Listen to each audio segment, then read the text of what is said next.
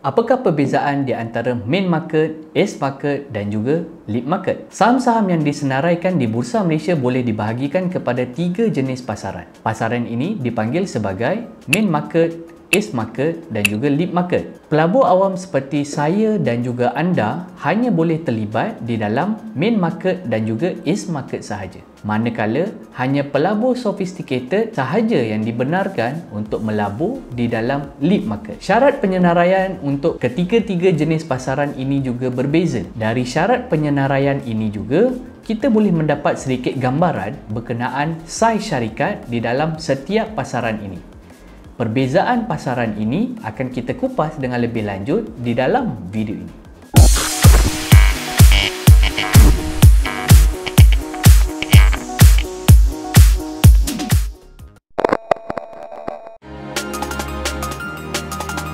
Ini adalah pasaran yang terbesar di Bursa Malaysia dengan penyenaraian sebanyak lebih daripada 800 buah syarikat.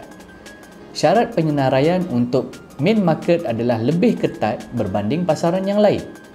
Main market adalah pasaran untuk syarikat yang telah berdiri kukuh dan mencapai piawai dari sudut kualiti, saiz dan juga operasi.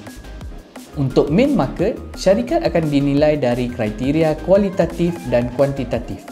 Kita akan membincangkan aspek kriteria kuantitatif untuk mendapatkan gambaran saiz syarikat. Aspek kuantitatif menggariskan beberapa syarat dari aspek keuntungan, market capitalization dan projek infrastruktur. Syarikat yang ingin tersenarai dalam pasaran utama perlu memenuhi mana-mana keperluan ini. Profit test. Keuntungan syarikat tak terganggu untuk 3 ke 5 tahun kewangan dan agregat keuntungan selepas cukai dicatatkan tidak kurang daripada 20 juta ringgit. Market capitalization test. Market capitalization sebanyak 500 juta ringgit ketika penyenaraian diperbadankan dan menjaga pendapatan operasi untuk sekurang-kurangnya 1 tahun kewangan penuh. Infrastructure Project Corporation Test. Mestilah memiliki hak untuk membina dan melaksanakan projek infrastruktur dalam atau luar Malaysia dengan kos projek tidak kurang daripada 500 juta ringgit. Konsesi atau lesen projek infrastruktur dianugerahkan oleh badan kerajaan atau agensi negeri dalam atau luar Malaysia dengan baki tempoh konsesi atau lesen sekurang-kurangnya 15 tahun.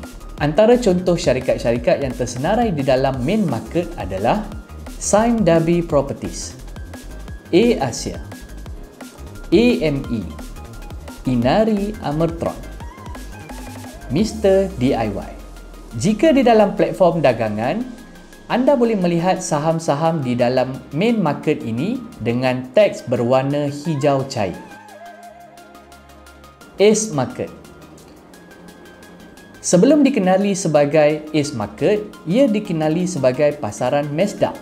Ace Market adalah pasaran yang didorong oleh penaja atau sponsor untuk syarikat yang mempunyai prospek pertumbuhan yang baik. Ini bermakna syarikat yang ingin tersenarai akan mencari penaja yang akan menilai prospek bisnes mereka.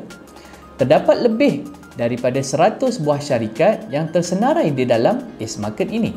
Dari aspek kuantitatif, tiada kriteria yang ditetapkan untuk penyenaraian mereka. Namun, syarikat ini perlu mendapatkan nasihat dari penaja mereka sekiranya penyenaraian adalah langkah yang sesuai untuk mereka. Antara contoh syarikat yang tersenarai di dalam Ace Market adalah Revenue, Greatech, Solarvest, Chrono dan juga Opcom.